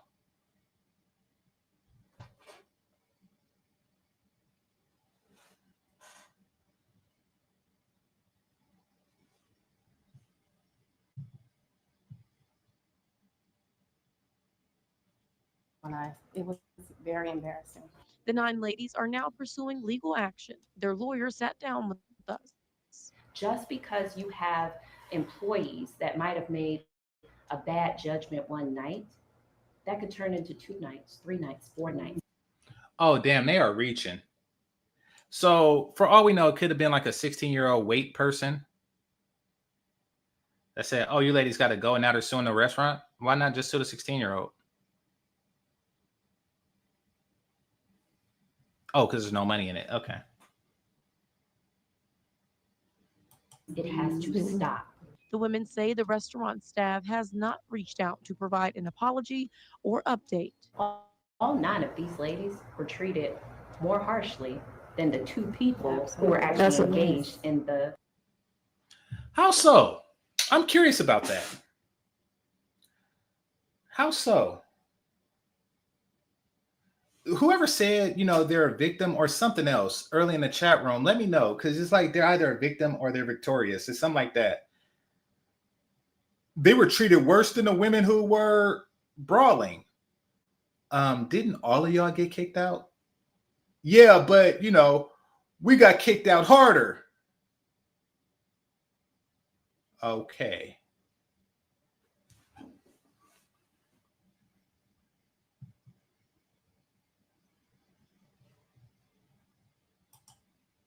Yeah, that's what I was getting at. In management's mind, they were thinking if you let one in, more will come. And that's probably what happened. Because, those 2 seeing those 9, they like, ooh, let me come into this restaurant. This seems like a Black woman friendly place where I can twerk and whoop some ass.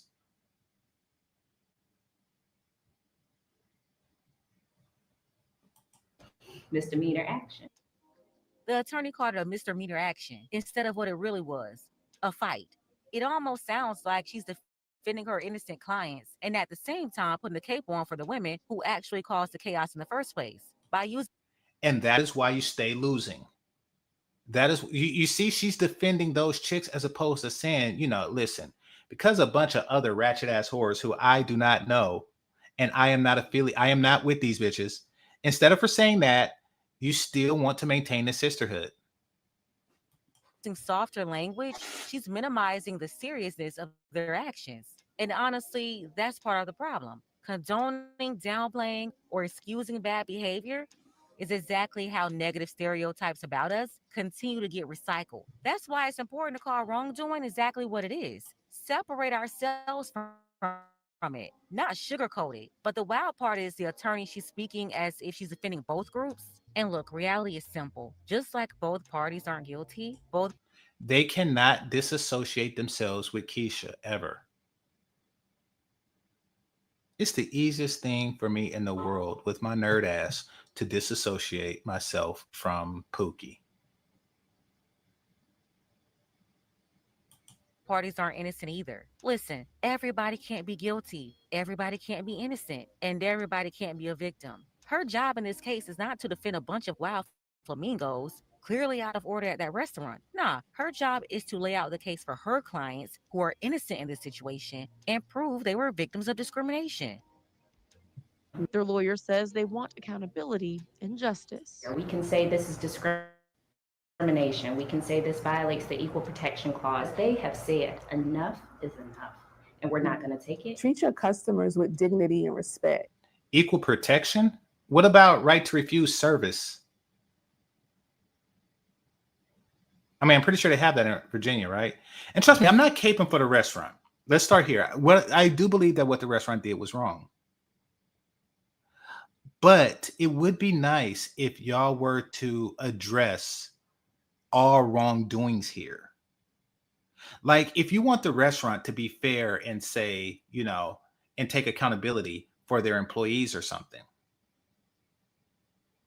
then can't you take, I'm not saying, well, you're not accountable, but can't you at least separate from this group? Can you at least admit that their actions resulted in these actions? Can you at least say to yourself that if they were behaved, none of this would have happened? Can you at least say that? Now, let's just say they win, right? Let's just say they win. At the end of the day, they still lose. because whatever negative opinion that he had for black women,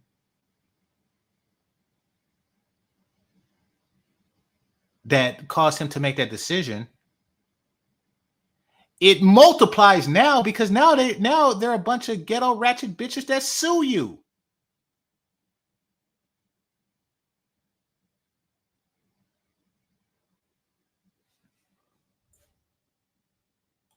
We did reach out to the owners of Cork and Bull Chop House as well as the general manager for comment, but we have not heard back.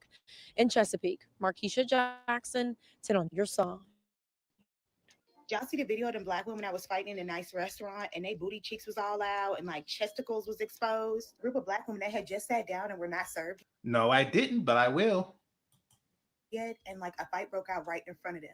And they were like, "Ooh, should we jump in to help them and break it up?" And they was like, "Girl, this ain't got nothing to do with us. Let's just sit right here and wait for them to, handle that."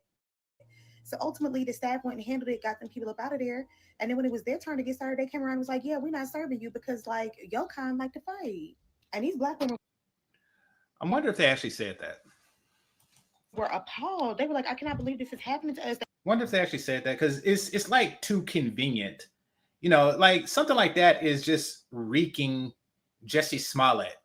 It's just reeking of the Jesse Smollett situation. Like, it's just too perfect. Like, he was walking around with a MAGA hat saying that, hey, we don't deal with these nigger faggots here. Like, really? That's just too convenient. That's just too spot on. It's just too stereotypical racism. It's too overt stereotypical racism of these guys that walk around with MAGA hats and nooses in their pockets, that watch Empire and recognize you and say, "You're a rare faggot." Really? Is that a thing? So it kind of reeks of that. Your kind likes to fight. Okay. I think if they were that overt, they would have just stopped you at the door before you came in. Like, no, your kind likes to fight. There is a Waffle House 2 blocks down and 1 block to the right. You can't miss it. It'll be some people that look like you and they're fighting. Like, it seemed like that would have been what he said if he was that brazen. They really throwing us out, and I'm like, dang, black fatigue is through the roof. Like, they was completely sick of y'all. And I'm not even being funny. Like, the woman that was fighting, they was like big thick women, looked like they had some bad BBLs, probably in there fighting over some baby daddy or whatever. But like whole booty. First of all, I like that word chesticles.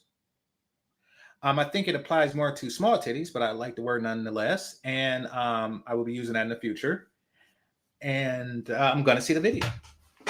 Like, one of them looked like she had a little dress on and the other one had like BBL clothing or like some cheap workout gear. It was just bad. The situation that made it to the news, and like it got all these white apologists outside of the restaurant, like letting these people know, like, you're not going to treat black women like this. And I am just cracking up.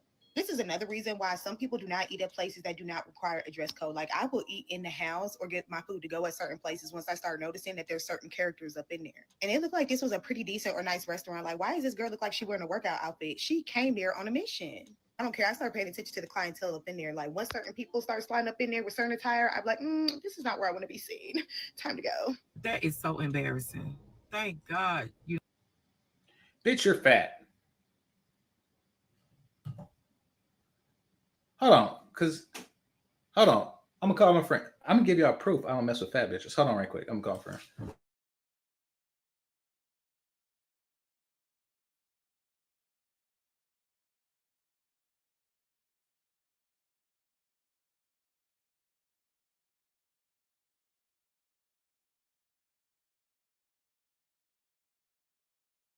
People think I probably just talk shit on the internet. All right.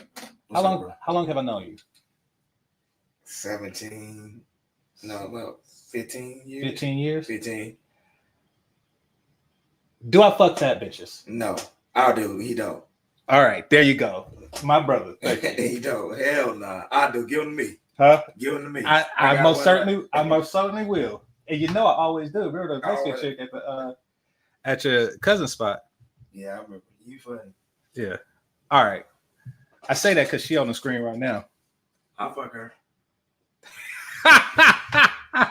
You a dirty dick dude. Nah. You're a dirty dick dude. Nah, I'm just messing with you. No, you're not. No, you help me with that because I'm older now. But this one thing I want to say: if you know you don't have no panties on, okay, you're gonna have to catch the next time. Okay, I'm gonna catch him next time. If you know you have on something and you don't have no, don't fight. Even braids too. I'm gonna have to catch you next time, but I'm gonna catch you. I'm saying, you know what I'm saying? Unless somebody end up hitting you and then you have to do what you have to do. I understand that. But this is like the third person I've seen. I don't care if the hair down if they big. You know what I'm saying? What the like, fuck? You looking at the hair? It's a whole belly. The story, I'm gonna tell y'all what she said. She said the manager came over and she didn't have nothing to do with nothing. They told them, "We not serving y'all. Y'all can leave." Like as if they didn't want them there either, and they didn't even do anything. You know what I'm saying? I'm wondering what happened. Because she don't know exactly what happened. Why they was fighting? Could have been two friends. She is going to. And you know that's. Listen, that's like going to med school after being a doctor. Like you with her. She didn't go to the gym like for the entirety of her adulthood. Why is she gonna start? Show me a picture. Not gonna change how I think. Your show is over. Huh? Your show over? Nah. I was just pausing it because so the way it works is every 2 minutes or so you got to pause it to give commentary, or else they'll say that you're copyrighting other people's shit. So I gotta pause it for a bit. Cool. So what's your commentary right now? No, my commentary is about the chicks who fighting in a restaurant. Basically, when you left, when you got a phone call, we was talking about how Black women are trying to escape the negative reputation of that they built for themselves over the past decades and stuff. And I'm telling them that it's hard to do that because they keep doing shit like this, like going to a classy restaurant and fighting in the middle of it with their ass out, literally. Yeah, because it's more negative printed out there than positive. Yeah, or the positive is just quiet, but the negative is on World Star, or they in the restaurant doing shit like this. Because that's what we like to push in our community, which is very sick.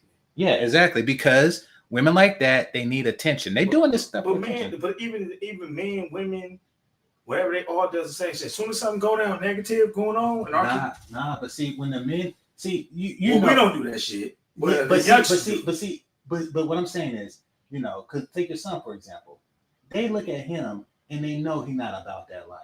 All of society do, he in the military and shit. Yeah, they could tell because he's not on some gold teeth shit. He's not on some ass pants shit because he got a father in his life.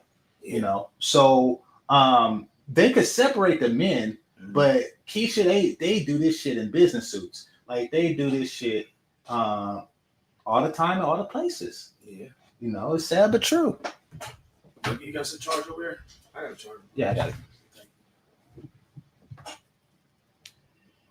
But I think you've been working with your show hella long, bro. Yeah, I've been doing it for a while. I think that in general though, as we getting older and our community the way it is, the fucked up thing is that it's not only Black folks doing this shit, it's white folks and Chinese doing the same shit too. It's just that ghetto fucking When was the mentality. last time you seen two China women kung fu fighting in a decent restaurant? I ain't never seen. When was the last time you heard them, arguing in loud voices? In fact, in your neighborhood or where your wife lives, wasn't nobody jogging. I've been meaning to bring that up. So in your neighborhood, when it was full of Black people, nobody was jogging. But then when they built those houses around it and the Chinamen came, what did you see? Bitches jogging. That's not necessarily true. That is true. You telling me you didn't see the bitches jogging? No, I'm just saying. My wife, she always jogs since she been here. That's the one person, and she just started jogging during the divorce. She wasn't jogging before. Yeah, she was. Oh, I never seen her do it. Yeah, you never seen her, but she always done that shit. Okay, fair enough. We used to run and walk every day. Okay, she's one. Yeah. But I'm saying throughout the whole complex, she's the one. She's the only one. But you see the China women doing it all the time. Yeah, she does that shit and walk all the time. Okay, I'm saying there's exceptions to rules. Rules, yeah. Your wife is it, but I'm saying like the majority not exercising. Yeah. Because China women, they like to exercise. And you from Oakland, Yeah, so born and raised. and just like me, when you go by the park or something, they be like 100-year-old China people, and they they're doing that, and they do that Tai Chi. Yeah, they do that until they die at 150 years old, don't they? They do. Yeah. So I'm saying that it's a completely different cultural behavior. But I could take you right now to one of the parks out here, and I could take you on a Saturday, no, on Sundays, and a whole bunch of sisters out there getting in and working it out and doing that shit. After this, we're gonna go to the gym, and then I want you to come back on the show Friday and tell me what you see in the gym. Actually, I'm gonna go to the gym, and then I'm gonna go to Kentucky Fried Chicken, and then or Popeyes, and I'm gonna ask you, what do you notice? Do you want to do that? Since you want to go there, you want to do that? When? Today? Yeah, tonight. Because I don't even know if they open tomorrow. What gym? You got membership people. You got the black card. I'm not a black card. Oh, you mean that I could bring somebody? No, just stand outside and watch. Are you funny? No, I'm serious. Because it's at 24. Which one? I'm not gonna say which one because I don't want to mention the street, so people know where I live. But I'm saying maybe, bro. All right, maybe. Yeah, you go see what's up. You funny. What you doing for turkey shit? Going to town. What about you? Antioch. Okay, that's what's up. Hold on, let me finish up the show. That's what's annoying about the whole situation. You don't know anything about the women fighting or why. They left before police could even get there. They faced no consequences at all for their actions. And instead, the only group to face backlash But close the door. What happens is happened to be the 9 women that had absolutely they'll nothing say to do with this. And I'm telling you, this restaurant is going to have to pay all 9 of them. By the time this is all over, they probably won't even have a restaurant.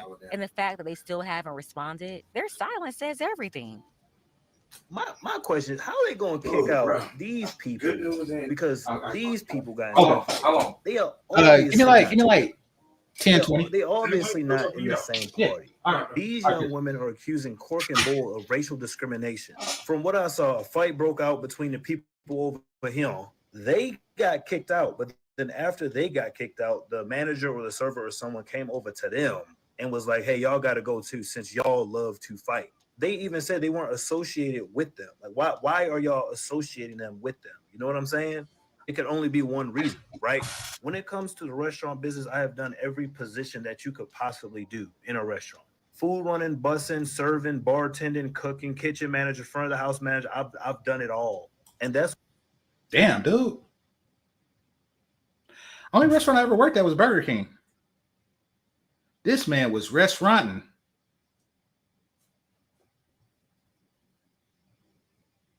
Why this doesn't make any sense to me, because if a party is together, you would know. Normally they would walk in together and they'd be like, hey, if it'll be too much, we all can sit here and then they can sit there. You know what I'm saying? If they don't want to put the tables together. So they need to put out a statement on why did they think they were associated. Because if the only reason that you guys are associating them together is because of their skin color, and then you kick them out because they got into a fight,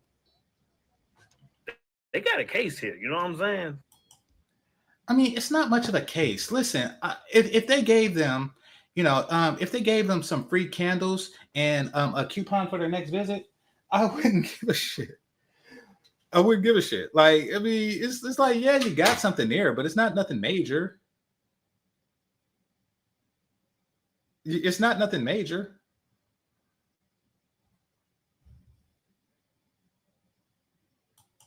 At the end of the day, I believe the 9 Black women are going to win their legal battle. That's discrimination, plain and simple. Case closed. Got to add this because it's very important to Black women, especially Black spaces offline and online, have to stop trying to hide this behavior or co-sign it like that somehow makes it disappear. It doesn't. When you condone bad behavior or defend people who are clearly in the wrong, we end up attached to their actions. And that right there has real offline consequences. It blurs the lines. It lets the worst example speak for all of us. And then other people, they think they can treat every Black woman the same way, no matter who actually caused the problem. That's why calling out the bad behavior matters just as much. Listen, You can't do that. You can't. I mean, listen, it'll be nice. So when I was in the Boy Scouts, there is 2 species of snakes with stripes on them. And the stripes are red, yellow, and black. And the way the saying goes is red meets yellow, kill a fellow. Red meets black, venom lack. Meaning that if the snake has a red, yellow, black stripe, then it's deadly. But if a snake has a red, black, yellow stripe, then it's okay. How much of a shit do you think I give? Do you think I'm going to sit there and say red, black? You think, who does that? Who does that? Instead, you just say, "Oh shit, it's a snake." Especially if that snake don't take time out to say, wait a minute. I'm red meets black. That's red meets yellow. So I'm cool with you. They don't even take time out to say that. It's like, nope, I'm a fucking snake with red, yellow, and black stripes. And that's that.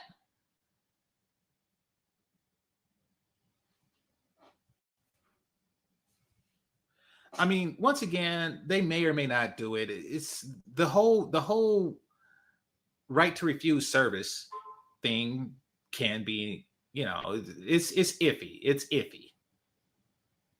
Much as fighting injustice. That restaurant need to be held accountable for how they treated them. Bottom line. Now, as for the attorney. Now, the cold part is, and this is probably why she's not the best attorney. She could get it though. She could get that penis. That and the lead attorney's sidekick. She could get some dick too. That light skinned chick that used to come on the lead attorney. But she's probably not that good at it. And the reason why is because like bad publicity is your selling point. So I don't know if she already did this, and I'm not a lawyer, but it does seem like she could go to the restaurant owner and it's like, listen, we probably don't have a case here, but if you don't kick down some bread and some breadsticks and some cheddar biscuits, I'm gonna have to go to the news with this. And you're gonna lose like a lot of white liberal customers because outside of these 9 black women, it looked like y'all had 5 people there. So, you really want to go there? Like, she could have threatened with that.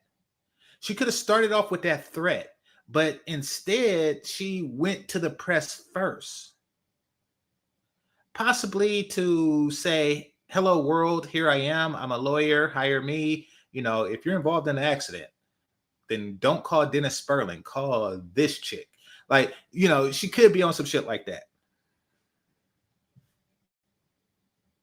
When defending the sisterhood becomes larger than the bigger picture, that's when it all gets weird. The attorneys seem to be low-key caping for the women who actually started the whole mess. Agreed. And that's the part that has to stop. They can't leave the sisterhood alone. You can't treat the guilty with kid gloves, basically giving them the same sympathy or respect as the innocent group. Again, why does she look like an orphan on Christmas? Like, they just be, oh my gosh, y'all doing too much. It was months ago. It's like, yeah, okay, I might get some bread, literally, out of this. I might get some stale bread that they was gonna throw out anyway. But I mean, really looking like a pound puppy that's trying to get adopted. Like, come on now. What's going on? Happy holidays. Everybody isn't guilty. Everybody isn't innocent. And everybody can't be the victim. Don't try to minimize the severity of the negative. It's a fight. Their fight versus the restaurant. No, it's your clients versus the restaurant. Not all the black women in the restaurant. Because then you'll be doing the same group and the restaurant is guilty of. No, maintain a clear decision and get the conversation started. Tell me what you think about this flow. Show shit out to our. Okay. So that's that. Like I said, I haven't seen that, but that happened, you know. But this is why it's very difficult for them to escape the Keisha stigma. And I noticed this in high school. And I didn't go to a white high school. It like two hands at most, maybe one. Like one hand I'm sure of, where you could count all the white kids. And now that I think about it, so we had a swim team in my high school that was full of white kids, but I don't even think they went there. I'm gonna ask somebody I went to school with because I always wonder, like, how come I never see them? How come I never see them in school? But like when school's out and you walk past the pool, there it is, 5 white kids. So anyway, not many white people in the school I went to. And but I had a TV. And I actually have family members that went to, prep schools and stuff like that, private schools. Um, so they can confirm this. And that is in the white female social hierarchy. There is no ugly bitch. And it is clear who's the alpha. So, you see shows like Brady Bunch, but to a lesser extent, like Facts of Life or something like that, or movies like Clueless. And this is the killer. Movies like Clueless and Cruel Intentions and stuff like that. One thing that you see is the pattern is that the prettiest blondish chick is always at the top of the social hierarchy, and she do not associate with lessers, even if the lesser is in her family.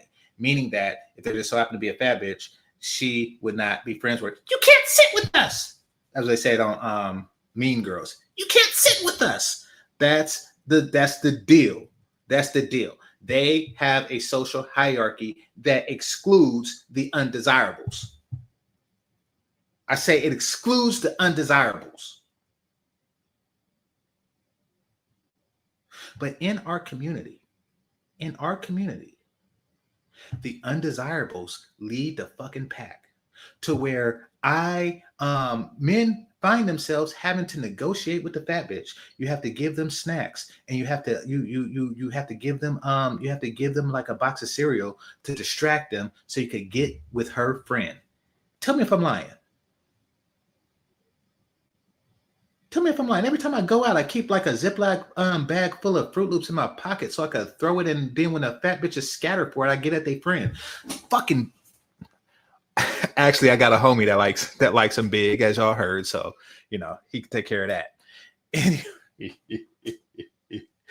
Anyway, but y'all get the point.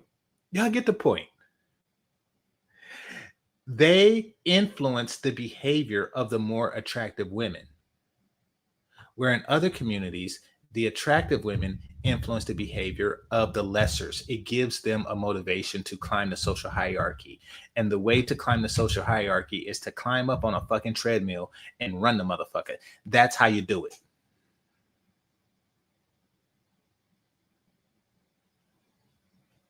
They need to check they undesirables. That's on you.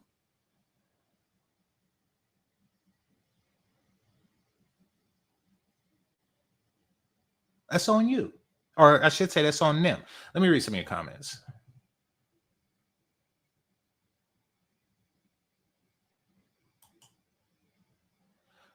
Cousin talking while the video is playing. Yeah, no, I was going to keep the conversation on the thing. Because, I want to give y'all proof. Because some people be like, oh no, GC friend, he when the cameras go off, he be with Big Shirley. And nope.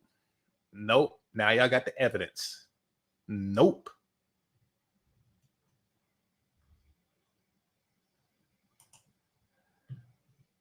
All right, let's see. The men get arrested and or shot. This behavior is not acceptable in common society. Okay. Though rare, I don't know of any, and trust me, brothers do get shot by cops. How many of those dudes were, and I'm not saying that they were bad people. Most certainly Trayvon Martin was not. Most certainly Tamir Rice was not. How many of those they could just look back and say, oh shit? Like, how many of those was on some Carlton Banks shit to where because the first thing the media does is they thugify, everything. Like, they go to their social media and they thugify the dudes. How many times did that happen to where the person involved or the peoples involved were completely unthuggable? I'm completely unthuggable. How often does that happen?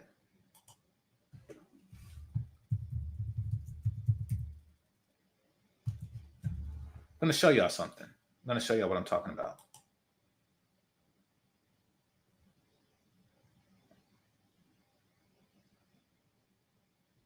Hold on.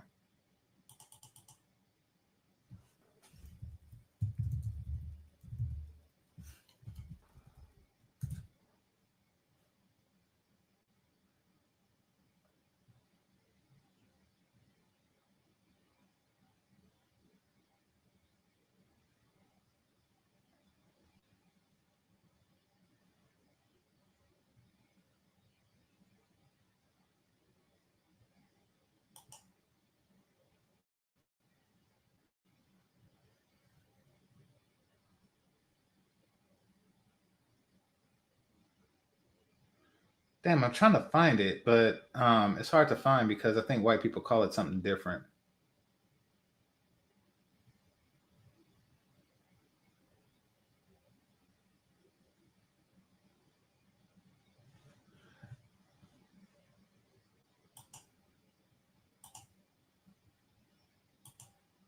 Oh, I got a better one. Maybe it'll come up under this. Hold on.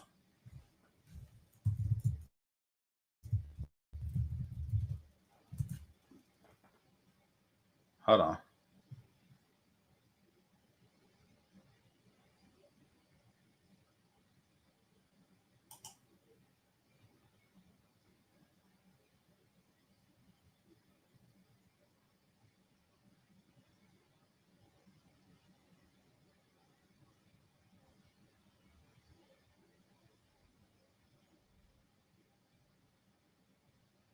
Nah, hold on. Oh.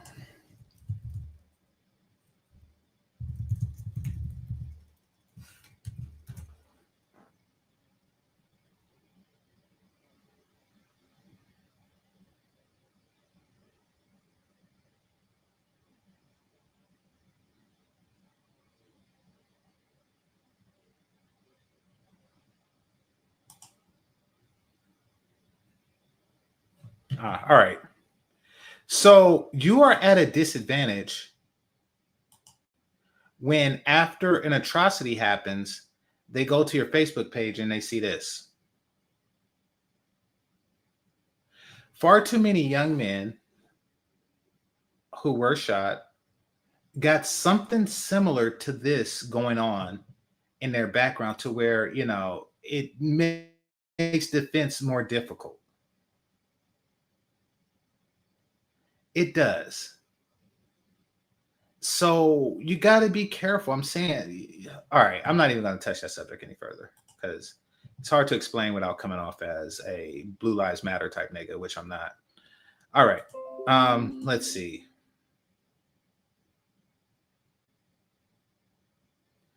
It's sad that I'm just now noticing that the one chick is undressed. I didn't notice it at all. And people listening didn't notice it, or she would have blurted out.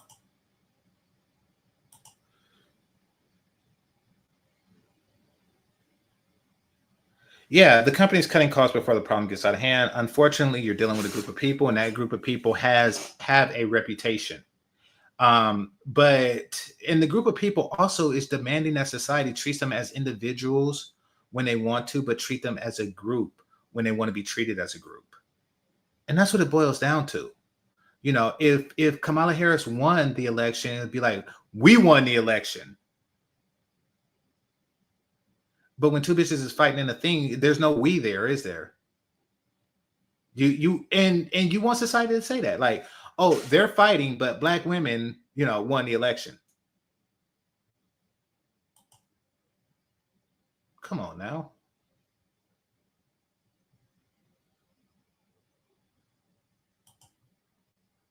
They got to be victims. Yeah, victims are victors. Yeah, victims are victorious. All right, Thanksgiving food. Who is this? All right, I gotta go anyway. Hold on. Oh, this one. Hold on. Hey, your phone ringing. But yeah, you didn't answer his phone. All right. Damn. All right. Anyway, it says, GC, the only people that think we secretly like big girls are projecting.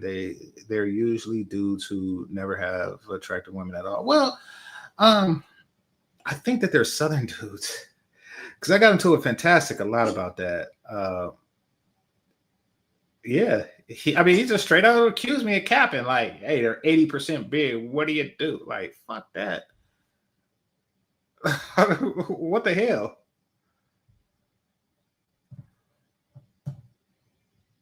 So, what do you do? I give him to the homie so he can hit. Fuck that. Fuck that. I like what I like. I can't help it. I was born, and this is what the fuck I am. All right. Anyway, I want to thank the Cash Apps and Super Chats, managers and moderators, those who listen silently, and those who participate in the chat. Hit that like button on your way out. Game over. Peace.